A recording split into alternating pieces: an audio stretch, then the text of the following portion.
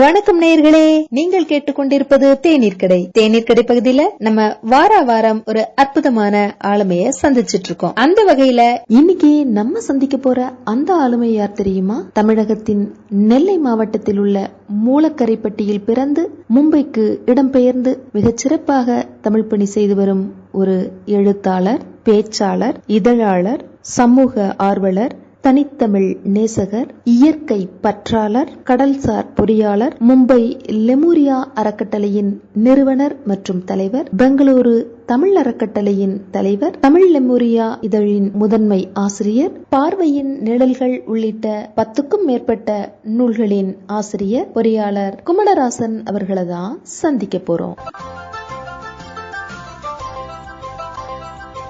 வணக்கம் சார். பட்டாம்பூச்சி எஃப்எம் நேயர்களுக்கு என்னுடைய அன்பான வணக்கம். மகிழ்ச்சிங்க சார். உங்களோட இளமை பருவம், கல்வி பத்தி இதெல்லாம் நம்ம பட்டாம்பூச்சி எஃப்எம் நேயர்களுக்கு கொஞ்சம் சுருக்கமா சொல்லுங்க சார். நான் தமிழ்நாட்டினுடைய திருநெல்வேலி மாவட்டம் மூலிக்கரைப்பட்டி என்கிற கிராமத்தை சேர்ந்தவன். என்னுடைய தொடக்கப்பள்ளி, உயர்நிலை பள்ளி எல்லாம் மூலிக்கரைப்பட்டியிலே அரசு உயர்நிலை பள்ளியிலே தமிழ் வழியிலே பயின்றவன். 16 வயது வரைதான் நான் தமிழ்நாட்டில் இருந்திருந்தேன். அதற்கு பிறகு அதை முடித்துவிட்டு நேரடியாக நாங்கள் மும்பைக்கு இடம்பெயர வேண்டிய சூழல். என்னுடைய தந்தையார் மும்பையில் பணியாற்றிக் கொண்டிருந்தமையால் இங்கு சேர்ந்த பிறகு அதன் பின்பு என்னுடைய பிற படிப்புகளும் மற்ற பணிகள் சம்பந்தப்பட்ட வேலைகளும் எனக்கு இங்கு கிடைத்தன.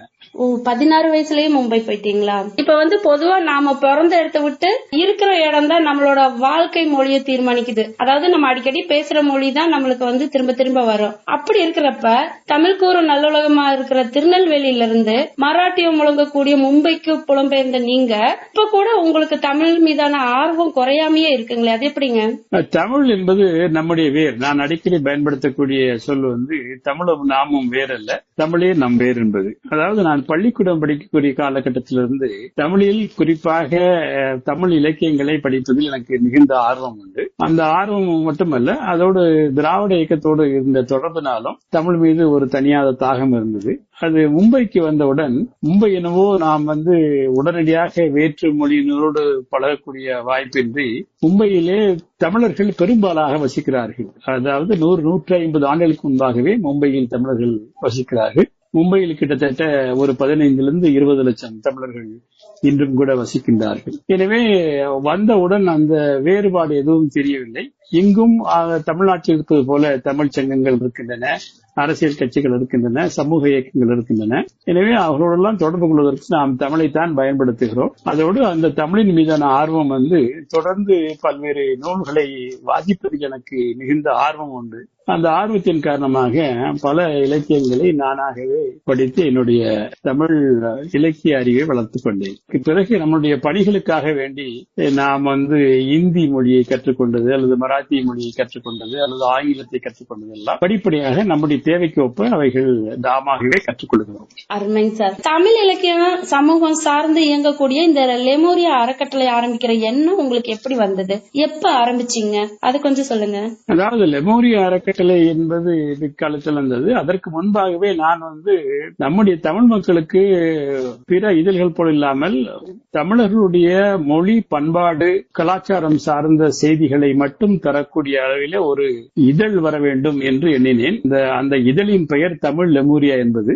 அது 2008ஆம் ஆண்டு என்னுடைய சொந்த செலவிலேயே அந்த இதழை நான் தொடங்கி சற்றப்ப 12 ஆண்டுகள் அந்த இதழ் தொடர்ந்து வெளிவந்தது. அந்த இதழில் சினிமா, மதம் சார்ந்த செய்திகள் மற்றும் மூட நம்பிக்கைகள் சார்ந்த செய்திகள் எதுவுமே இருக்காது. அது போன்ற விளம்பரங்களுக்கு கூட இடம் தர மாட்டேன். அப்படிப்பட்ட அந்த இதழ் தமிழ்நாடு எங்கும் பரவலாக போய் சேர்ந்தது. 2018ஆம் ஆண்டு தமிழ்நாட்டில் வரக்கூடிய தமிழ் இதழ்களில் சிறந்த இதழாக தமிழ் லெமூரியா இதழ் SRM பல்கலைக்கழகத்தால் தேர்வு செய்யப்பட்டு சுதேசமித்திரன் விருதும் அந்த இதழுக்கு கிடைத்தது. அந்த இதழை தொடர்ந்து பொருளாதார நெருக்கடியினால் நடத்த முடியாமல் போனதற்கு பிறகுதான் அந்த இதழின் பெயரிலேயே, அதாவது லெமூரியா என்கின்ற நம்முடைய தமிழினுடைய தொன்மையை உணர்த்துவதற்காகத்தான் அந்த இதழினுடைய பெயரையே நான் தமிழ் லெமூரியா என்று வைத்தோம்.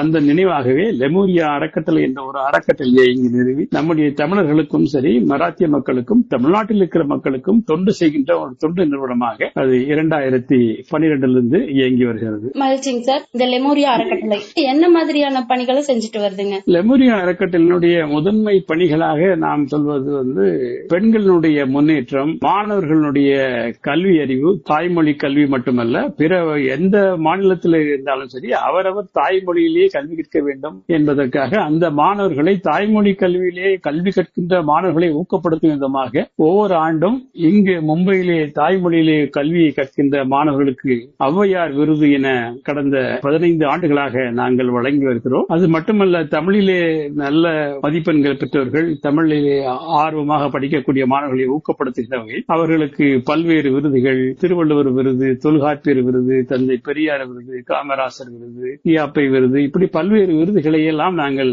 தொடர்ந்து இந்த மாணவர்களை ஊக்கப்படுத்துவதாக தந்து கொண்டிருக்கிறோம். இதை தாண்டி பொதுமக்கள் சேவையில் பெண்களுக்கான மருத்துவ உதவி அல்லது இயற்கை சீற்றங்களினால் ஏற்படக்கூடிய சீற்றங்களுக்கான அந்த உதவிகள், இவைகள் மராத்திய மாநிலத்தில் மட்டுமின்றி அதிகமாக தமிழ்நாட்டில் கூட கடந்த முறை தென் மாவட்டங்களிலே பெருமழையால் வெள்ளத்தால் பல்வேறு பகுதிகள் பாதிக்கப்பட்ட போது லெமுரியா அறக்கட்டளை சார்ந்த தொண்டர்கள் ஒரு 10 பேர் இங்கிருந்து உணவுப் பொட்டலங்களும் அவர்களுக்கு உடனடி தேவையான பல்வேறு பொருட்களையும் வாங்கிக் கொண்டு அங்கு கூட சென்று நாங்கள் உதவி புரிந்திருக்கிறோம். அதே போன்று மராத்திய மாநிலத்திலே இடர்பாடுகள் நேர்கிற இடங்களில் அப்போது உதவி புரிந்திருக்கின்றோம். ஒவ்வொரு ஆண்டும் தமிழர் பண்பாடு, கலை, இலக்கிய நிகழ்ச்சிகளை நடத்துவதற்காக வேண்டி இயல், இசை, நாடகம் என்ற 3ஐயும் நாங்கள் முன்னிறுத்தி பெரிய வகையிலே ஒரு ஆண்டு விழாவாக கொண்டாடுகின்ற வழக்கம். அதிலே தமிழ்நாட்டிலிருந்து பல்வேறு அறிஞர் பெருமக்கள் வந்து உரையாற்றுவதையும் வழக்கமாக கொண்டிருக்கிறோம். அதை தாண்டி மராத்திய மாநிலத்தில் வசிக்கின்ற பணியாற்றுகின்ற குடிமைப்பணி அதிகாரிகள், காவல்துறை அதிகாரிகள், அவர்களை சிறப்பு விருந்தினர்களாக அழைத்து அவர்களும் நல்ல தமிழர்களோடு ஒரு ஒருங்கிணைப்பை ஏற்படுத்தக்கூடிய அளவில் லெமுரியா அறக்கட்டளையானது செயல்பட்டு வருகிறது. லெமுரியா அறக்கட்டளையினுடைய மிகப்பெரிய பணி என்னவென்றால், கடந்த முறை அதாவது கொரோனா காலத்திலே மக்கள் பசியாலும் பட்டினியாலும் வாடிய போதும் தமிழ்நாட்டில் இருந்து இங்கு வந்து பணியாற்றுகின்ற மக்கள் திரும்ப தமிழ்நாட்டுக்கு செல்ல வசதி இல்லாமல் அவர்கள் கால்நடையாக சென்ற போதெல்லாம் அவர்களுக்கு உதவுகின்ற வகையிலே நாங்கள் மராத்திய மாநில தமிழ் மக்களுக்கு மட்டுமல்லாமல் பிற மராத்திய மக்களுக்கு கூட பல்வேறு பகுதிகளில் உதவிகளை நேரடியாக கொண்டு சேர்த்ததில் லெமுரியா அறக்கட்டளையின் பங்கு மிகப்பெரியதாகும். கிட்டத்தட்ட 1,50,00,000 ரூபாய் அளவுக்கு உணவுப் பொட்டலங்களையும் மருந்துகளையும் இங்குள்ள தமிழ் மக்களுக்கும் சரி, மராத்திய மக்களுக்கும், குறிப்பாக குடிசை பகுதியிலே வாழ்கின்ற மக்கள் அனைவருக்கும் நம்முடைய தூதுவர்களாக ஒரு 80 பேர் அதற்காக பணியாற்றினார்கள். அதாவது கொரோனா காலத்திலே பல்வேறு கட்டுப்பாடுகள் இருந்த போதிலும் கூட காவல்துறையிடம் முழுமையாக ஒரு அனுமதியை பெற்று அனைத்து பகுதிகளுக்கும் உணவுப் பொட்டலங்களையும் தமிழ்நாட்டிலிருந்து வரக்கூடிய அந்த கபசுர குடிநீரை எல்லாம் அங்கிருந்து வரவழைத்து அனைத்து மக்களுக்கும், காவல்துறை பணியாளர்களுக்கும், மாநகராட்சி பணியாளர்களுக்கும் வழங்கியதிலே லெமுரியா அறக்கட்டளையினுடைய பங்கு பெரும்பங்காகும். இந்த மாபெரும் பணியினை பாராட்டி மராத்திய மாநில ஆளுநர், மராத்திய மாநில முதல்வர் மற்றும் மராத்திய மாநில அமைச்சர் பெருமக்கள் ஆகியோர் லெமுரியா அறக்கட்டளையை பாராட்டு சான்றிதழ்கள் வழங்கியிருக்கிறார்கள். காவல்துறை அதிகாரிகள் பாராட்டு சான்றிதழ் வழங்கியிருக்கின்றார்கள். இப்படி இயற்கை பேரிடர் அல்லது இயற்கை சீற்றங்களினால் ஏற்படுகின்ற உடனடி தேவைகளை நிறைவேற்றுவதில் லெமுரியா அறக்கட்டளை பெரும்பகுந்து வகித்தது என்பது மும்பையில் இருக்கிற மக்கள் அனைவரும் நன்றாகவே அறிவர். அது மட்டுமின்றி தென்னகத்தில் தமிழ்நாட்டிலிருந்து இங்கு பணிக்கு வந்திருந்து அவர்கள் ஊர் செல்ல முடியாத நிலையில் அவர்களுக்கு தொடர் வண்டி போக்குவரத்தை விரைவாக செய்து கொடுப்பதில் இங்குள்ள அதிகாரிகள் நமக்கு மிகவும் ஆதரவாக விளங்கினார்கள். பேருந்துகள் இங்கிருந்து மராத்திய அரசிலிருந்து பெறப்பட்டு அவர்களை பேருந்துகள் மூலமாகவும் தமிழ்நாட்டுக்கு அனுப்பி வைத்தோம். ஏராளமான மாணவர்கள் இங்கு வந்து படிக்கின்ற மாணவர்களுக்கும் தமிழ்நாட்டுக்கு செல்வதற்கான உரிய உதவிகள் எல்லாம் செய்து இதுவரை செய்த பணிகளில் லெமுரியா அறக்கட்டளையினுடைய பணி இதுதான் மிகப்பெரிய பணியாக அமைந்தது என்பதை மிகுந்த பெருமையோடு சொல்லிக் கொள்கின்றேன். சிறப்புங்க சார். தமிழ் மீதான ஆர்வம், சமூகம் மீதான இவ்வளவு ஒரு அக்கறை, இதுக்கெல்லாம் உங்களுக்கு ஏதாவது ஒரு உந்துதல் வந்திருக்கும் இல்லைங்களா? அந்த உந்துதல் எப்படி வந்ததுங்க சார்? ஒரு யானை ஒரு பாகனிடம் தன்னுடைய பலத்தை அறியாமல் ஒரு பணிந்து செல்வது போல தமிழ் மக்கள் தன்னுடைய மொழியின் பெருமையோ அல்லது தன்னுடைய வாழ்வியல் முறைகளையோ பற்றி முழுமையாக அறிந்து கொள்ளாமல் பிற மொழியின் மீது மோகம் கொள்வதும், பிற மொழியினர் கண்டால் வியப்பதும், ஏன் சாதாரணமாக ஒரு வெள்ளையாக ஒருத்தரை கண்டால் அவரை கண்டவுடன் இவர்களுக்கு ஒரு தாழ்வான மனப்பான்மை வருவதும், இதையெல்லாம் தமிழர்களிடமிருந்து விடைபெற வேண்டிய பண்புகள். அப்படி இருக்கிற நேரத்திலே இந்த தமிழ் மக்களுக்கு நாம் நம்முடைய மொழியின் பெருமை அல்ல, நம்முடைய இனத்தின் பெருமை, நம்முடைய தொன்மை, இவைகளெல்லாம் திரும்ப திரும்ப சொல்ல வேண்டிய நிலைக்கு ஆளாகிறோம். எதற்காகத்தான் அந்த லெமூரியா என்கின்ற இதழ் கூட தொடங்கப்பட்டது. எங்கெங்கு நான் பேசினாலும் இதைத்தான் வலியுறுத்தி சொல்லக்கூடியது. நம்மிடமிருந்து விடைபெற வேண்டிய விடயங்கள் எல்லாம் நாம் கட்டி வைத்திருக்கிறோம். சாதியை நாம் கட்டி வைத்திருக்கின்றோம், மதங்களை கட்டி வைத்திருக்கின்றோம், மூட நம்பிக்கைகளை கட்டி வைத்திருக்கிறோம். ஆனால் தமிழ் மொழியிலிருந்து பெற வேண்டிய பொதுமை பண்பு, பரந்த நோக்கு, மனித நேயம், சூழலியல், இவைகளை எல்லாம் நாம் அவ்வளவாக ஏற்றுக்கொள்வதில்லை, அல்லது அதை பற்றிய அறிவு போதாமை என்பது தமிழகத்தில் இருந்து கொண்டு வருகிறது. எனவே அதை தீர்ப்பதற்கான ஒரு முயற்சியாகத்தான் இந்த தமிழ் மொழியின் மீதும் தமிழ் இலக்கியங்கள் மீதும் தமிழில் சொல்லப்பட்டிருக்கின்ற செய்திகள், குறிப்பாக தொல்காப்பியம் போன்ற இலக்கியம் என்பது சாதாரணமானதல்ல. உலகிலேயே வேறு எந்த மொழிக்கும் இல்லாத பெருமை நம்முடைய தொல்காப்பியத்திற்கு உண்டு. காரணம், அந்த தொல்காப்பியம் தான் ஏதோ பிற மொழிகளைப் போல வெறும் எழுத்து சொல் என்பதை பற்றி மட்டும் பேசாமல் பொருள் அதிகாரம் என்ற ஒரு தனி அதிகாரத்தை கொண்டு நம்முடைய நிலம் எப்படிப்பட்ட நிலம், அந்த நிலத்தில் எப்படிப்பட்ட இயற்கை சூழல் அமைந்திருக்கிறது என்பதை பற்றி எல்லாம் சொல்லுகின்ற ஒரு இலக்கியமாக, நம்முடைய வாழ்க்கை முறை எப்படி இருக்க வேண்டும் என்பதை சொல்லுகின்ற ஒரு இலக்கியமாக, உயிர்ம நேயத்தை நமக்கு சொல்லித் தருகின்ற ஒரு இலக்கியமாக நம்மிடம் தொல்காப்பியமும் திருக்குறளும் இருக்கிறது. அவைகளை பற்றி அதிகம் அறிந்து கொள்ளாமல் பிற இலக்கியங்களிலே நாம் ஈடுபாடு காட்டுவது என்பது நாம் நம்மை பற்றி அறியாமல் இருப்பதின் விளைவாக பிறரை கண்டால் நமக்கு தானாகவே ஒரு தாழ்மை உணர்ச்சி வருகின்றது என்பதை காணும்போது சற்று வேதனையாக இருக்கிறது. நான் கூட பல்வேறு நாடுகளுக்கு செல்லும் போது முதலில் ஆங்கிலத்தில் பேசுபவர்களை கண்டு வியந்து பார்த்திருக்கிறேன். ஆனால் அதை சற்று ஆழமாக சென்று நம்முடைய மொழியின் பெருமை, அவனுடைய மொழியின் பெருமை, இவைகளை எல்லாம் ஒப்பிட்டு பார்க்கின்ற போது அவர்கள் நம்மோடு இணையாக வரவே முடியாத அளவுக்கு அவர்கள் மிக கீழ்ந்த நிலையிலே தான் இருக்கிறார்கள். இன்னும் சொல்ல போனால் உலகிலேயே ஆங்கிலத்தை முறையாக பேசுகின்ற மக்கள் இந்திய மக்கள் தானே ஒழிய பிற ஆங்கில நாடுகளைச் சேர்ந்த மக்கள் அல்ல என்பது கூட நான் புரிந்து கொண்டேன். அவர்களுடைய சிந்தனை மரபு என்பது நம்முடைய சிந்தனை மரபை போல அல்லாமல் ஒரு கழுதையைப் போல அல்லது ஒரு குதிரையைப் போல ஒருமுக நோக்காக இருக்கக்கூடிய சிந்தனை மரபாகத்தான் பெரும்பாலான நாடுகளில் இருக்கிறது. அந்தந்த துறைகளில் அவர்கள் மேலோங்கி இருக்கிறார்களுடைய ஒரு பரந்த சிந்தனை மரபு என்பது அங்கு இல்லை. அப்படிப்பட்ட சிந்தனை மரபை தந்திருக்கின்ற நம்முடைய தமிழ் மொழியை நாம் முழுமையாக படிக்காததின் விளைவாகத்தான் நாம் இன்னும் மூட நம்பிக்கைகளிலும் சாதிகளிலும் மதங்களிலும் இன்ன பிற, அதாவது தற்பெருமை பேசுவதும் அல்லது ஒரு தனி மனிதர்களை வழிபடுவது, இப்படி போன்ற பல்வேறு சூழல்களில் நாம் இன்னும் சூழப்பட்டிருக்கிறோம். இதிலிருந்து வெளிவருவதற்கு ஒரே வழி நம்முடைய இலக்கியங்கள் சொல்லித் தருகின்ற செய்திகளை நாம் முழுமையாக அறிந்து கொண்டால் நிச்சயமாக தமிழினமானது இன்னும் வளர்ச்சி பெறும் என்பது என்னுடைய நம்பிக்கை. அதன் விளைவாகத்தான் நான் எங்கு சென்றாலும் திருக்குறளையும் தொல்காப்பியத்தையும் அந்த தொல்காப்பிய மரபையும் தமிழினுடைய தொன்மையும் பேசுவதை வழக்கமாக கொண்டிருக்கின்றேன். அருமைங்க ஐயா. உலக நாடுகள் எல்லாத்திலையும் நீங்க தமிழ் சார்ந்து பயணிச்சிருக்கீங்க இல்லையா? அந்த அனுபவங்கள்ல சுவாரஸ்யமான ஏதாவது இருந்ததுன்னா பட்டாம்பூச்சி எஃப்எம் நேயர்களுக்கு சொல்லுங்க சார். உலகிலே இருக்கிற 194 நாடுகள், ஐக்கிய நாடுகள் அவையிலே அங்கமாக இருக்கிற 194 நாடுகளிலே சற்று ஒப்ப 165 நாடுகளில் தமிழினமானது பறந்து விரிந்து கிடக்கிறது. அதனுடைய மக்கள் தொகை ஆங்காங்கே பல்வேறு நாடுகளிலே மிகச்சிறிய அளவில் கூட இருக்கலாம். ஆனால் பெரும்பாலான மக்கள் வசிக்கின்ற இடமாக தமிழ்நாட்டை தவிர்த்து மலேசியா, சிங்கப்பூர், இலங்கை, மொரீஷியஸ், ரீயூனியன், சீச்சல்ஸ் மற்றும் ஐரோப்பிய நாடுகளில் உள்ள சில நாடுகள், இவைகளிலே தமிழர்கள் பெரும்பாலாக வசிக்கின்றார்கள். இங்கெல்லாம் ஒரு காலத்திலே தமிழர்கள் கூலிகளாக, தொழிலாளர்களாக ஆங்கிலேய காலத்திலே அழைத்துச் செல்லப்பட்ட தென்னாப்பிரிக்கா போன்ற நாடுகளிலே நான் தென்னாப்பிரிக்காவுக்கு பயணித்திருக்கிறேன், மொரிஷியஸுக்கு பயணித்திருக்கிறேன், அரபு நாடுகளில் பயணித்திருக்கிறேன், அமெரிக்க நாடுகளில் பயணித்திருக்கிறேன், கனடா போன்ற நாடுகளில் பயணித்திருக்கிறேன். இங்கெல்லாம் நான் பார்த்ததில் தமிழர்கள் அவ்வளவு ஒரு 200 ஆண்டு கால இடைவெளியிலே தன்னுடைய மொழியை மறந்தவர்களாக இருக்கிறார்கள் என்பதுதான் வேதனையான செய்தி. இன்றும் கூட மொரிஷியஸ் நாட்டை எடுத்துக்கொண்டால் மொரிஷியஸில் இன்று கூட மொரிஷியஸ் நாட்டினுடைய நாணயத்தில் தமிழ் மிக தெளிவாக அச்சிடப்பட்டிருக்கிறது. தமிழ் எண்களாகவே அச்சிடப்பட்டிருக்கின்றன. நம்முடைய இந்திய நாட்டில் கூட அந்த நிலை இல்லை. ஆனால் மொரிஷியஸில் அப்படி இருக்கிறது. அங்கு இருப்பவர்கள் தமிழர்கள், ஏராளமான தமிழர்கள் இருக்கிறார்கள். அந்த ஒரு தலைமுறையை தாண்டி அடுத்த தலைமுறையில் அந்த மக்கள் தமிழை பேசுகின்ற நிலை இல்லாமல் அவர்களெல்லாம் கிரோல் என்கின்ற அதாவது பிரெஞ்சு மொழியினுடைய மற்றொரு கிளை மொழியாக இருக்கிற கிரோல் என்கின்ற அந்த மொழியை பேசுகின்றார்கள். ஆனால் அங்கு கோயில்கள் இருக்கின்றன, பூசைகள் நடைபெறுகின்றன. பூசைகள் கூட அங்கு ஆங்கிலத்திலே அவர்கள் அந்த அறிவிப்பை செய்கிறார்கள். இவைகளெல்லாம் பார்க்கின்ற போது தமிழ் மொழியானது தலைமுறை தலைமுறையாக சரியாக கடத்தப்படவில்லை வேற்று நாடுகளிலே என்பது தெளிவாகிறது. அதுபோலத்தான் ஒரு முறை தென்னாப்பிரிக்காவில் பயணிக்கும் போது தென்னாப்பிரிக்காவில் இன்றும் நாம் பார்க்க முடியும் ஆறுமுகம் என்றும் சுப்பிரமணியம் என்றும் மனோகரன் என்றும் இப்படி பல்வேறு பெயர்கள் இருக்கின்றதை பார்த்து நானும் ஒருவருக்கு தொலைபேசியில் அழைத்தேன். நான் மும்பையிலிருந்து வந்திருக்கின்ற ஒரு எழுத்தாளர், இங்குள்ள தமிழர்களை சந்திக்க வேண்டும் என்றெல்லாம் தொலைபேசியில் நான் பேசி முடிக்கும் போது அவர் விரைவாக நான் பேசிக் கொண்டிருப்பதை விட்டு அமைதியாக இருந்துவிட்டு இறுதியாக என்னிடம் சொல்லுகிறார், I am sorry, I could not understand anything, I don't understand Tamil, can you speak in English என்று ஆறுமுகம் என்ற நண்பர் என்னிடம் பேசுகிறார். இது எவ்வளவு கொடுமை பார்த்தீர்களா?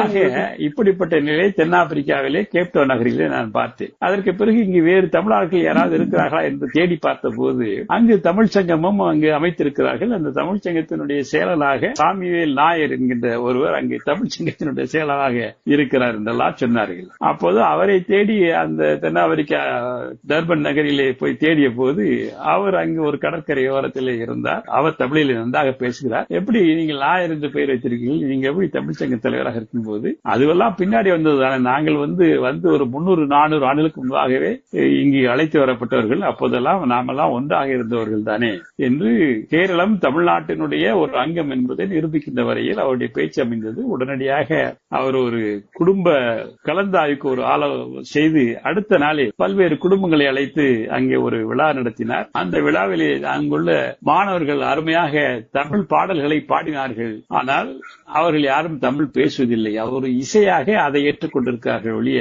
அவர்களால் தமிழில் பேச முடியவில்லை. அதாவது முதிர்ந்த வயதில் உள்ளவர்கள் மட்டும்தான் நம்மிடம் தமிழில் பேசினார்கள், இள வயதுக்காரர்கள் தமிழில் பேசவில்லை. இப்படி எல்லாம் பார்க்கின்ற பொழுது சிறுக சிறுக நம்முடைய மொழியானது பல்வேறு நாடுகளில் நாம் வாழ்ந்தாலும் கூட நம்முடைய மொழி வாழவில்லையே. ஒரு மொழி வாழவில்லை என்றால் அந்த இனம் அழிந்துவிடும் என்பதுதான் உலக வரலாற்றிலே நாம் கண்கூடாக காணுகின்ற உண்மை.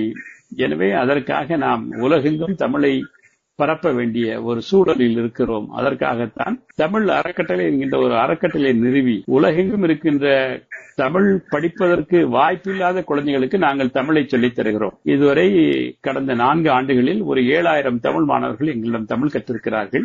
அவர்கள் தமிழிலே பேசுகிறார்கள், எழுதுகிறார்கள், வாசிக்கிறார்கள் என்பது ஒரு மகிழ்ச்சியான செய்தி. அந்த பணியானது லெமுரியா அறக்கட்டளையை தாண்டி தமிழ் அறக்கட்டளை என்று அந்த ஒற்றை குறிக்கோளுடன் ஆரம்பிக்கப்பட்ட அந்த அறக்கட்டளையின் மூலமாக நாங்கள் இன்றும் சொல்லிக் கொடுத்து வருகிறோம். ஒவ்வொரு மாதமும் முதல் நாளன்று தமிழ் வகுப்புகள் தொடங்கப்படுகின்றன.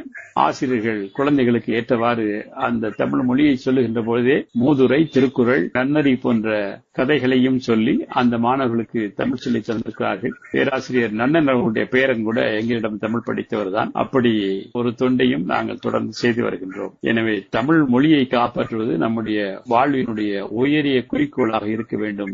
மொழி வாழ்ந்தால்தான் ஒரு இனம் வாழும், இனம் வாழ்ந்தால்தான் அந்த இனத்தினுடைய பெருமை மீளும் என்பதற்காகத்தான் இதை தொடர்ந்து செய்து கொண்டிருக்கின்றோம். உண்மைதாங்க ஐயா. ஐயா, இப்ப நீங்க சொன்னதுல இருந்து நம்ம மொழி கடத்தப்படாததுக்கு காரணம் வயிற்றுப்பாடுன்னு சொல்லிக்கலாங்களா? அதாவது இந்த உலகமயமாக்கலில் பொருள் வழி சிந்தனை, பொருள் வழியை நோக்கிய மக்கள் நகரத் தொடங்கியதன் காரணமாக இது நம்முடைய மொழிக்கு மட்டுமல்ல பிற தேசிய இனங்களுக்கும் கூட இந்த சிக்கல் இருக்கிறது. ஆனால் அந்த மொழிகள் எல்லாம் அவர்களுடைய மொழியினுடைய தொன்மையோ அல்லது நாகரிக சிறப்போ அல்லது அவருடைய பண்பாட்டு கூறுகளோ நம்மை ஒப்பிடக்கூடிய அளவுக்கு இல்லை. நம்முடைய தொன்மை அல்லது நம்முடைய நாம் எப்படி தமிழ் மொழியானது இந்த உலகிலேயே செம்மொழி என்கின்ற தகுதியை ஒரு 6 மொழிகள் பெற்றிருந்தாலும் கூட அந்த 6 மொழிகளுக்கும் கூட இல்லாத தகுதியாக ஒரு செம்மொழி என்பதற்கு ஒரு 11 தகுதிகள் வேண்டும். அந்த 11 தகுதிகளில் அனைத்தையும் கொண்டிருக்கின்ற ஒரே ஒரு மொழி தமிழ் தான். இங்க இருக்கின்ற சமஸ்கிருதமோ அல்லது கிரேக்கமோ லத்தீனோ அல்லது சீனமோ அல்ல. அது மட்டுமல்ல, அந்த செம்மொழிகளில் இன்று உயிரோடு இருக்கிற மொழிகள் 2 மொழிகள் தான். ஒன்று தமிழ், இன்னொன்று சீனம். அந்த சீனம் கூட பல்வேறு காலகட்டங்களிலே மொழியானது மாறுபட்டிருக்கிறது. மாண்டரின் என்று அழைக்கிறார்கள், பழைய சீனம், புதிய சீனம் என்றெல்லாம் சொல்கிறார்கள். ஆனால் நம்முடைய தமிழ் மொழியில் ஒரு தொடர்ச்சி இருக்கிறது. அதாவது தொல்காப்பியர் பிற்காலம் தொட்டு இன்று 20ஆம் நூற்றாண்டு 21ஆம் நூற்றாண்டு வரை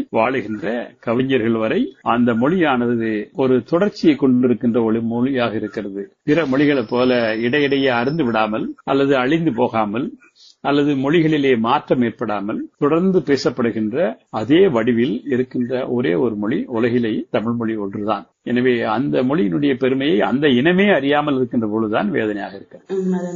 ஐயா, உங்களோட 50 ஆண்டு கால பொது வாழ்வுல உங்க சாதனை அல்லது லெமூரியா அறக்கட்டளையோட சாதனை என்ன, எதை சொல்லுவீங்க? லெமூரியா அறக்கட்டளையின் சாதனை என்பது இங்கு ஒவ்வொரு ஆண்டும் இங்க இருக்கிற அனைத்து தமிழர்களையும் ஒன்று கூடி அவர்களுக்கு தமிழ் மொழியினுடைய கலை இலக்கிய கூறுகளை, நாடக கூறுகளை, நாடகங்கள் கூட நாங்க நடத்துறோம். நாடகங்கள் தான் அது ஒரு தமிழ் மொழியில தமிழ்நாட்டில் கிட்டத்தட்ட அழிந்து போன்ற ஒன்றாக இருக்கின்ற சூழலில் அதையும் கூட நடத்துகிறோம். கொரோனா காலத்திலே நாங்கள் செய்த அந்த உதவி என்பது தமிழ் மக்கள் மத்தியில் மட்டுமல்ல, பரவலாக அனைத்து மக்களுக்கும் உதவி செய்யக்கூடிய ஒரு நிலையில இருந்தது. அதற்காகத்தான் இங்கு இருக்கிற ஆளுநர், முதல்வர் போன்றவர்கள் எல்லாம் நம்மை பாராட்டி மகிழ்ந்தார்கள் என்பதுதான் நம்முடைய சாதனையாக நான் சொல்லுவேன்.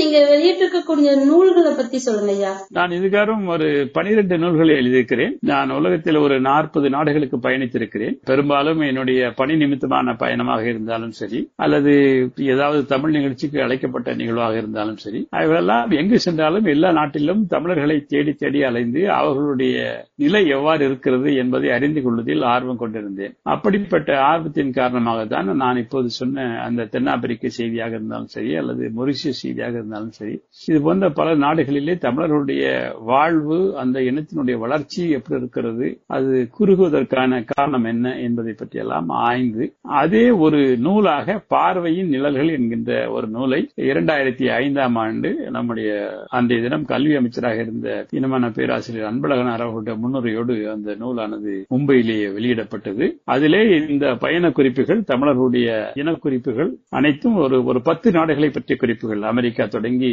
சிங்கப்பூர், சீனா வரை உள்ள பல்வேறு நாடுகளை பற்றிய குறிப்புகள் எல்லாம் அதான் என்னுடைய முதல் நூல். அதை தொடர்ந்து ஒரு 12 நூல்கள், மனக்குரல் என்றும், சைன விதைகள் என்கின்ற ஒரு நூல், மறந்து போன நினைவுகள், பனித்துளி நுனித்துளிகள், தற்போது தமிழ் செவ்வியல் இலக்கியங்கள் ஒரு அறிமுகம் என்ற தமிழ் நூல், அதுவே ஆங்கிலத்தில் மொழிபெயர்க்கப்பட்டு classical literature, Tamil classical literature brief introduction என்கின்ற ஒரு ஆங்கில நூல். ஆக ஒரு 12 நூல்கள் இதுவரை நான் எழுதியிருக்கிறேன். ஆண்டுக்கு ஒரு நூல் அல்லது 2 ஆண்டுகளுக்கு ஒரு முறை ஒரு நூல் என்னுடைய நூலானது அப்போது வெளிவந்து கொண்டிருக்கிறது. பரவலாக இது வாசிக்கப்படுகிறது.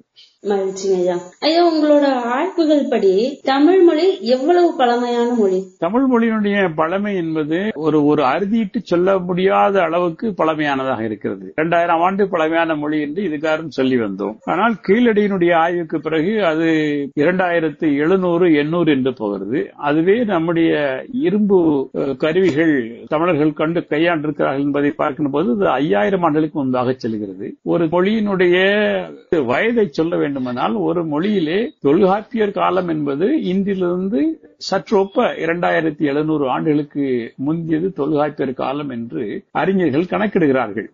சங்க காலம் என்பது ஒரு 2500 கிபி 2 வரை இருக்கிற அந்த காலத்தை சங்க காலத்தினுடைய நூல்களை வைத்து கணக்கிடுகிறார்கள். ஆனால் நமக்கு கிடைக்கக்கூடிய தொன்மை அகழாய்வுகளில் பார்க்கின்ற பொழுதும் அல்லது அந்த இலக்கியத்தினுடைய தொடர்ச்சியை பார்க்கின்ற பொழுது இவ்வளவு ஒரு அருமையான இலக்கண நூல் 2700 ஆண்டுகளுக்கு, அதிலே தொல்காப்பியர் பல இடங்களிலே என்மனார் புலவர் அல்லது எனக்கு முன்னாலே வாழ்ந்த புலவர்கள் சொல்லி சென்றதாக பல்வேறு இடங்களில் ஒரு 500 இடங்களிலே அப்படி சொல்கிறார். ஆக தொல்காப்பியத்துக்கு முன்பும் மிகப்பெரிய அளவுக்கு தமிழ் நூல்கள் இருந்திருக்கின்றன என்பதை நாம் அந்த வரிகளிலிருந்து உணர முடிகிறதே ஒழிய அந்த நூல்கள் நமக்கு கிட்டவில்லை. அப்படி பார்க்கின்ற பொழுது தமிழ் மொழியானது ஒரு இலக்கிய வளம் சார்ந்த மொழியாகவே ஒரு 3000 ஆண்டுகளுக்கு முன்பு இருக்க வேண்டும் என்றால், அதற்கு முன்பு அது குறைந்த அளவு ஒரு நாட்டுப்புற பாடல்களையாவது கொண்டிருக்கின்ற மொழியாக, அதற்கு ஒரு 2000, 3000 ஆண்டுகளுக்கு முன்பாக அது ஒரு நாட்டு பாடல் வரைக்கும் வந்திருக்க கூடும். அதுவே ஒரு உரைநடையாக இருக்க வேண்டும், அதற்கு பின்னாலே செல்ல வேண்டும்.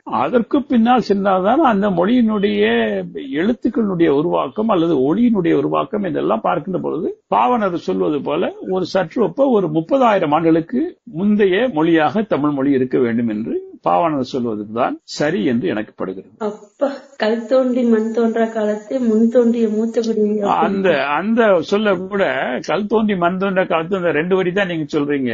அதாவது பொய்யகல நாளும் புகழ் விளைக்கும் என்பியப்பாம் வையகம் போர்த்து வயங்கு ஒலி நீர் கையகல கல் தோன்றி மண் தோன்றா காலத்தே வாளோடு முன் தோன்றிய மூத்த இனம் என்கின்ற இந்த வரிகள் பிற்காலத்திலே பாடப்பட்ட செய்தி என்றாலும் கூட அதில் என்ன சொல்றாங்க, வையகத்தில் பொய் இல்லாமல் உண்மை சொல்வதற்கு சொல்வதற்காக நாம் ஏன் தயங்க வேண்டும்?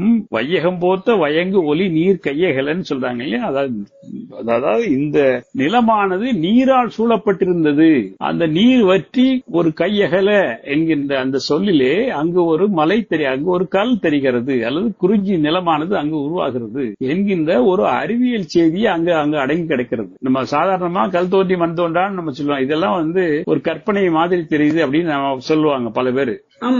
அது எப்படி கல்லும் மண்ணும் தோன்றாக்க முடியும், மனிதன் தோன்றிருக்க முடியும் அப்படின்னு. அங்கு சொல்லக்கூடிய செய்தி என்னவென்றால், பொய்யகல நாளும் புகழ் விளைக்கும் எண்மியப்பாம் வையகம் போத்த வயங்கு ஒலி நீர் கை அகல கல் தோன்றி அந்த நீர் வற்றி சற்று பூமியானது தெரிகிறது. கல் தோன்றி மண் தோன்றா காலத்து, அதாவது குறிஞ்சி நிலம் தோன்றி முல்லை நிலம் தோன்றா காலத்து அப்போது உருவான இனம் இந்த இனம், மனித இனம் அப்படிங்கிறது அந்த செய்தி தான் அந்த பாடல் வந்து நமக்கு கிடைக்குது. அதனால உலகினுடைய முதல்ல தமிழுக்கு மொழியின் மட்டும்தான் பேர் இருந்தது. ஏன்னா உலகில் ஒரு 10 மரங்கள் இருந்தா தான் இது இந்த தென்னை மரம், இது மாமரம், இது புன்னை மரம் நம்ம சொல்ல வேண்டியிருக்கும். ஒரே ஒரு மரம் வந்தா அந்த மரம் தான் சொல்லுவாங்க.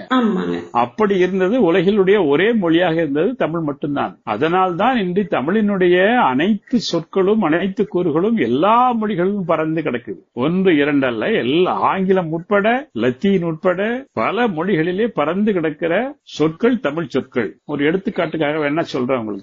சமம் அப்படின்னு நம்ம சொல்றோம், அது ஆங்கிலத்துல சேம் சொல்றாங்க.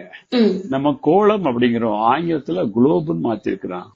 நம்ம பாதம் படுவதால் அது பேர் பாதை, அத சமஸ்கிருதத்துல பத்துன்னு மாத்திருக்கிறான். அதையே ஆங்கிலத்துல பாத்துன்னு சொல்றான் இல்லையா? இப்படி எண்ணற்ற சொற்கள். நாவாய் என்கிறது நேவி என்று, இவைகள்லாம் முதலில் லத்தீனாகவும் பிறகு லத்தீனிலிருந்து கடன் வாங்கப்பட்டது ஆங்கிலத்துக்கும் சென்றிருக்கிற சொற்களாக. இங்க அம்மா அப்பா அப்படிங்கிற சொற்கள் இந்த சிந்தி மொழியில அம்மா அப்பான்னு அப்படியேதான் சொல்றாங்க. இந்தோனேசிய மொழியிலும் சரி, கொரியன் மொழியிலும் சரி, இந்த தமிழ் சொற்கள் ஏராளமாக விரவி கிடக்கின்றன. நம்ம சில்லுங்கிறோம், அது சில்லுங்கிற ஆங்கிலத்துக்கு சொல்றான் குளிர்ச்சியை இல்லையா? கல்லுங்கிறத அதை ஹில்லுங்கிறான், அவ்வளவுதான். அது கல். நான் சொல்ல கல் தோன்றி மண் தோன்றான் இருக்கு இல்லையா? கல்லுன்னா ஒரு சிறு மலை, சிறு குன்று, அதான் அவன் ஹில்லுங்கிறான். இப்படி ஒரு சில, அதாவது இப்ப நம்ம எப்படி ஜோடி என்பது சமஸ்கிருத சொல் அப்படி சொல்றோம், சமஸ்கிருத சொல் அல்ல அது. சோடி என்பது தமிழ் சொல், அதை சமஸ்கிருதம் மயமாக்கி அதற்கு பிறகு நமக்கு தந்ததாக ஒரு கட்டுக்கதை. இப்படிதான் பல செய்திகள். சுரம், சுர் என்றாலே சூரியன், சுர் என்றாலே சுடும்னு அர்த்தம். சூரியன் அப்படிங்கிற சொல்ல அங்க இருந்தா வருது. இது நல்ல தமிழ் சொல். நம்ம அதை ஜுரம்னு மாத்தி அது சமஸ்கிருத சொல்லு, ஜுரத்தை தான் நம்ம சுரம் நம்ம தமிழ்ல நாம நினைக்கிறோம். இதெல்லாம் நம்முடைய மொழியினுடைய வேரை நாம் அறியாமல் இருப்பதனால் வந்த விளைவு. ஆக தமிழ் மொழியினுடைய சொற்கள் இன்று பரவி கிடக்கின்றன அனைத்து மொழிகளிலும். ஆங்கிலத்திலே எக்கச்சக்கமான சொற்கள் பரவிக்கின்றன. விண்டுங்கிறான். விண்டுன்னா என்ன? விண்டுன்னா காற்று இல்லையா? விண்டு என்பது நல்ல தமிழ் சொல். இலக்கியத்துல படிச்சா விண்டுங்கிற வார்த்தை சொல் இருக்கும். அதனாலதான் அதுக்கு பேரு விண்டுங்கிற வச்சுதான் அவன் விண்டுன்னு பேர் வச்சிருக்கிறான். அது பல சொற்கள். அது ஒரு தனியாக நாம் பேச வேண்டிய செய்தி. அதெல்லாம் இவ்வளவு சிறப்பு வாய்ந்த எல்லா மொழிகளுக்கும் ஆதி மொழியா இருக்கக்கூடிய நம்ம தமிழ் மொழி பிற மொழி ஆதிக்கத்தால அழியறதுக்கு வாய்ப்பு இருக்குங்களா? இல்ல, தமிழ் மொழியை யாரும் அழிக்க முடியாது. ஆனால் தமிழ் இனத்தை அழிப்பதற்கு அந்த மொழியை பேசுகின்ற மக்களை குறைத்து விட்டால் அந்த மொழி தானாகவே அழிஞ்சிடும் இல்லையா? தமிழ் மொழியை அழிக்க முடியாது. தமிழ் மொழி எல்லா மொழிகளுக்கும் சொற்களை தந்திருக்கிற முதுமையான மொழி, இளமையான மொழி. ஒவ்வொரு அறிவியல் வளர்ச்சியிலையும் புதிய புதிய சொற்களை தானாகவே உருவாக்கிக் கொள்கிற ஒரு மொழி. புரியுதுங்களா? இன்றைக்கு பிளாட்ஃபார்ம்ங்கிற சொல்லு இந்தியாவில தமிழ்நாட்டை தவிர மீது எல்லா இடத்துலயும் பிளாட்ஃபார்ம் தான். நமக்கு மட்டும்தான் நடைமேடை. கம்ப்யூட்டருங்கிற சொல்லி தமிழ்நாட்டை தவிர மீது எல்லா இடத்துலயும் கம்ப்யூட்டர் தான் எழுதுவான். நம்ம மட்டும்தான் கணினின்னு எழுதுவோம். சிடி குறுவட்டுன்னு நம்ம எழுதுறோம் இல்லையா? இப்படி பல சொற்கள் அறிவியல் வளர்ச்சிக்கு தக்கவாறு தன்னை தகவமைத்துக் கொண்டு புதிய சொற்களை தானாகவே உருவாக்கிக் கொள்கிற பண்பு தமிழ் மொழிக்கு இருக்குது. காரணம் என்னவென்றால் எல்லா சொல்லும் பொருள் குறித்தனவே என்று தொல்காப்பியர் சொல்லியிருக்காரு. அனைத்தும் காரண பெயர்கள தான் இருக்கும். ஒரு காலத்தில் நம்ம புகைவண்டின்னு சொல்லிக்கிட்டு இருந்தோம், ரயில் சொல்லிக்கிட்டு இருந்தோம். அப்புறம் புகைவண்டினோம், தொடரின்னு சொல்றோம், தொடர் வண்டிங்கிறோம். புகையை கக்காம இருக்கும்போது தொடர் வண்டியா மாறிட்டு. ஆனால் இன்னும் ஆங்கிலத்திலேயோ அல்லது ஹிந்திலேயோ இல்ல சமஸ்கிருத்திலோ இன்னும் ரயில்னா சொல்லி எழுதிருப்பான். இன்னும் ரயிலுக்கு இன்னும் காடி, அதாவது வண்டிங்கிற ஒரு சொல்ல வச்சிருக்கான ஒழிய ரயில் காடி அப்படிமா. இப்ப நம்ம புகைப்படம்னு ஒரு காலத்தில் சொல்லிக்கிட்டு இருந்தோம், இப்ப அதை ஒளிப்படம்னு நம்ம சொல்றோம் இல்லையா? புதிய சொல் தானாகவே வந்துட்டு இல்லையா? ஒளியை மட்டும் வைத்துக் கொண்டு அதை எவ்வாறு நாம் பயன்படுத்துவது என்பதை காட்டுவதா அது ஒளிப்பட கருவியா மாறி போச்சு. இப்போ ஒரு காலத்துல அது புகைப்பட கருவி ஒரு கருப்பு வெள்ளையா இருக்கும்போது நம்ம தண்ணியில போட்டு கலக்கி அது கொஞ்சம் கொஞ்சமா மங்கி ஒரு படமாக வெளிவரக்கூடிய நிலை இருந்த போது அது புகைப்படமாக இருந்தது இல்லையா? இப்படி ஒவ்வொரு சொற்களுக்கும் புதிய புதிய சொற்களை தரக்கூடிய மொழி. உலகிலேயே 16 லட்சம் தனித்தமிழ் தனி சொற்களை கொண்ட மொழி தமிழ் மொழி தான். ஆங்கிலத்தில் கூட அவ்வளவு சொற்கள் கிடையாது. நம்ம இன்றும் அயல்மொழி சொற்களை தான் நாம் பயன்படுத்திட்டு இருக்கிறோம். ரொம்ப பிரியமா இருக்கீங்கன்னா நீங்க சொல்றீங்க, ரொம்ப அன்பா இருக்குன்னு சொல்றது இல்ல. கேட் வாசல் அப்படிதான் நான் பேசிட்டு இருக்கிறோம். இன்னும் வாயில் நம்ம சொல்லல. வாயில் அப்படிங்கறதுக்கே பாத்தீங்கன்னா ஆங்கிலத்துல WAYன்னு போட்டிருப்பான். அது அத ஒலி தமிழ்ல நீங்க ஒழிச்சு பார்த்தா அது வாய். புரியுதுங்களா? வாயில் அதவே இன்னும் அவன் போட்டிருப்பான் இல்லையா? தமிழ்ல அது ஒலி ஆங்கிலத்துல வெவ்வேறு மாதிரி ஒலிக்கும். ஆனா தமிழ்ல அப்படி இல்லை. தமிழ்ல ஒவ்வொரு ஒலி ஒவ்வொரு எழுத்துக்கும் தனி ஒலி. அந்த ஒலி அவ்வாறுதான் ஒலிக்கும். ஆங்கிலத்துல அயர்லாந்து சொல்றோம், ஐ போட்டு எஸ் போட்டு எல்என்ஏ போடுறதுக்கு நம்ம அயர்லாந்து சொல்றோம்.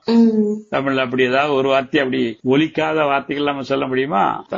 அந்த ஒலியினுடைய தன்மை மாறி வரும். தமிழ்ல எச்சு இல்ல அப்படின்னு சொல்லுவாங்க சிலவங்க எல்லாம். காகம்னு சொல்லி பாருங்க, எச்சு தானாவே ரெண்டாவது காணாவுக்கு தானாவே எச்சு வந்துடும். சரிங்களா? அதே காக்கைன்னு சொல்லி பாத்தீங்கன்னா 3க்கும் வல்லினம் வந்துடும், தானாகவே வந்துடும் இல்லையா? மேகம்னு சொல்லாச்சுன்னா அந்த காணா வல்லின மாதிரி ஒலிக்காது, தானாகவே அதனோடு இணைந்து வருகின்ற எழுத்து எப்படியோ இனத்துக்கு தக்கபடி ஒலிக்கக்கூடிய தன்மை தமிழுக்கு உண்டு. அதனால நமக்கு தனித்தனி சொற்கள் தேவையில்லை, தனித்தனி எழுத்துக்கள் தேவையில்லை. ஐயா, இவ்வளவு சிறப்பு வாய்ந்த தமிழை யாராலையும் அழிக்க முடியாதுங்கிறது எவ்வளவு உண்மையோ அதுக்கு தகுந்த மாதிரி நம்மளும் பயன்பாட்டிலேயே வச்சிருக்கணும் இல்லைங்களா? நம்ம பயன்பாட்டிலேயே வைத்திருக்கணும். நாம் அதை பற்றிய அறிவை பெருக்கிக் கொள்ள வேண்டும். அது தமிழ் ஒரு மொழி அல்ல, தமிழ் என்பது ஒரு வாழ்வியல். தமிழை படித்தால் உங்களுக்கு அறம், தமிழ் அறத்தை சொல்லித் தருகிறது, அன்பை சொல்லித் தருகிறது, மனிதநேயத்தை சொல்லித் தருகிறது, சூழலியலை சொல்லுது, எப்படி அந்த இயற்கையை பாதுகாக்கணும்னு சொல்லித் தருது. நாம மட்டும் கோவப்படுறோம். இந்தியாவில் நடக்கிற மற்ற எல்லா அநியாயமும் நடந்துட்டு இருக்கு. தமிழ்நாடு மட்டும் ஏன் கோவப்படுது? வாழ்வியல் கத்திருக்கு இல்லைங்களா? வாழ்வியல் அதுதான் அடிப்படை. நம்முடைய வாழ்வியல் என்பது வேறு, நம்முடைய உணவு என்பது வேறு, நம்முடைய உடை என்பது வேறு. அனைத்தும் இயற்கையோடு ஒற்றுப்போனது. செந்தமிழ் நிலத்தோடு சிவனிய இயற்கை அப்படின்தான் தொல்காப்பியர் சொல்லுது. செந்தமிழ் இயற்கை சிவனிய நிலத்தோடு, இயற்கையோடு ஒன்றி இருக்கின்ற மொழி செந்தமிழ் அப்படின்னு தொல்காப்பியர் சொல்லுது. அதுதானே உண்மை. ஆமாங்க ஐயா. இப்ப நீங்க சொன்ன மாதிரி தமிழுக்கான இவ்வளவு சிறப்பு இருக்கு. அத நம்ம தமிழ்நாட்டிலேயே நம்ம தாய்மொழியா இருக்கிற நிறைய பேர் கத்துக்கிறத கேவலம்னு நினைக்கிறத விட அயல்மொழி கத்துக்கிட்டதுதான் பெருமை, கத்துக்கிறதுதான் பெருமைன்னு வேற நினைச்சிட்டு இருக்காங்க இல்லைங்களா? அது மாதிரிதான் இப்ப உள்ள மக்களோட மனநிலை கூட இருக்குது. இதுக்கு நீங்க தாய்மொழியில பேசுறது, எழுதுறது, கல்வி கற்கிறது குறித்து இன்னைக்குள்ள இளைஞர்களுக்கு, பெற்றவர்களுக்கு நீங்க ஏதாவது சொல்ல விரும்புறதுன்னா சொல்லுங்க ஐயா. தாய்மொழி என்பது ஒரு தாய்ப்பால் போன்றது.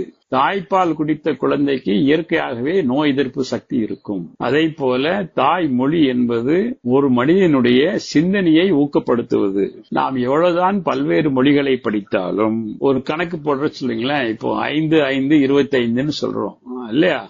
5 × 5 25 சொல்றதுக்கு முன்னாடி நம்ம மூளை என்ன சொல்லுவோம் அப்படின்னா 5 25 அப்படின்னு நம்ம தாய்மொழியில் தான் அதை செய்யும். நாம் வெளியே ஆங்கிலத்திலேயோ வேறு மொழிகளிலே பேசினாலும் கூட நமக்கு உடனடியாக நமக்கு உதவிக்கு வருவது தாய்மொழியா தான் இருக்கும். ஆக ஒரு மனிதனுடைய சிந்தனை வளர வேண்டும் என்றால், அறம் வளர வேண்டும் என்றால் அதற்கு அடிப்படை தமிழ். இன்றைக்கு நாட்டுல பிற மக்கள் எல்லாரும் அயல்மொழி மோகத்தில் இருக்கிறாங்கன்னா அது அவர்களுடைய அறியாமை. அப்படிப்பட்ட குழந்தைகளுடைய மனப்போக்கு எப்படி இருக்குன்னு பார்க்கணும் நீங்க. அதாவது 2 தலைமுறைக்கு முன்பால் இருந்த குடும்பங்களுடைய மகிழ்ச்சி, இப்போது இருக்கக்கூடிய குடும்பங்களுடைய மகிழ்ச்சி, இப்போது இருக்கக்கூடிய குடும்பங்களில் பிள்ளைகள் படிக்கக்கூடிய முறை, நம்முடைய காலத்தில் அதாவது ஒரு 50 ஆண்டு காலத்துக்கு முன்பாக இருந்த போது படித்த முறை, அவர்களுக்கு எந்தவித மனச்சுமையும் இங்கு கிடையாது. நாங்கள் கல்வி கற்கும் போதெல்லாம் ரொம்ப அதாவது நண்பர்களோடு கூடி குழாவோம், பள்ளிக்கூடத்துக்கு போற நேரம் மட்டும்தான் நாங்க போய் படிப்போம். அப்படி பெற்ற அறிவின் தான் என்னுடைய தனிப்பட்ட வளர்ச்சி. தாய்மொழி கல்விதான் நமக்கு இவ்வளவு பெரிய சிந்தனையையும் வளர்ச்சியும் தந்தது என்பதற்கு நானே ஒரு உதாரணம். அது மட்டுமல்ல, நம்முடைய மயில்சாமி அண்ணாதுரை அவர்கள் தமிழில் படித்தவர் தான். ஏபிஜே அப்துல் கலாம் அவர்கள் தமிழில் படித்தவர் தான். இப்போது இஸ்ரோவினுடைய தலைவராக இருக்கிற நாராயணன் அவர்கள் தமிழில் படித்தவர் தான். இவர்களெல்லாம் இந்த உச்சத்துக்கு எவ்வாறு உயர முடிகிறது என்றால் அதற்கு அடிப்படை ஒரு மனிதனுடைய சிந்தனையை தக்கவாறு ஊக்குவிக்கின்ற அறச்செயல்களிலே அவனை ஈடுபடுத்துகின்ற ஒரு மொழியாக நம்முடைய மொழி இருக்கும். அது தாய்மொழிகள் பிற மொழிகளுக்கும் இந்த தன்மை உண்டு. இருந்தாலும் தமிழில் வாழ்வியல் சார்ந்த அறம் சார்ந்த செய்திகள் அதிகமாக இருப்பதனால் தமிழை கற்றுக்கொள்வது அனைவருக்கும் நல்லது. நம்முடைய தமிழ் மக்களுக்கு மட்டுமல்ல அனைவருக்குமே நல்லது. அதனால் நாட்டினுடைய வளம் பெருகும், நலம் பெருகும், மகிழ்ச்சி பெருகும் நினைக்கிறேன். மிக்க மகிழ்ச்சிங்க ஐயா. நம்ம தமிழ் சார்ந்து சமூகம் சார்ந்து நீங்க இவ்வளவு நேரம் உங்களோட நேரத்தை பகிர்ந்துகிட்டதுக்கு நம்ம பட்டாம்பூச்சி எஃப்எம் சார்பா மிக்க மகிழ்ச்சியை தெரிவிச்சுக்கிறோங்க சார். நன்றி. எனக்கு இந்த வாய்ப்பு அளித்த பட்டாம்பூச்சி எஃப்எம் நேயர்களுக்கும் உங்களுக்கும் என்னுடைய நெஞ்சார்ந்த நன்றி. தமிழும் நாமும் வேற அல்ல, தமிழே நம் வேர். நன்றி, வணக்கம். நன்றி நேயர்களே. மீண்டும் இன்னொரு நிகழ்ச்சியில் உங்களை சந்திக்கிறோம். தொடர்ந்து இணைந்திருங்கள். இது நம்ம பட்டாம்பூச்சி எஃப்எம். இது ஒரு பட்டாம்பூச்சி எஃப்எம் தயாரிப்பு. பட்டாம்பூச்சி பட்டாம்பூச்சி இது கலை இலக்கியம் சமூகம் என கடைக்கொடி மக்களுக்காய் சிறையடிக்கும் ஒரு கலக்கல் எஃப்எம்.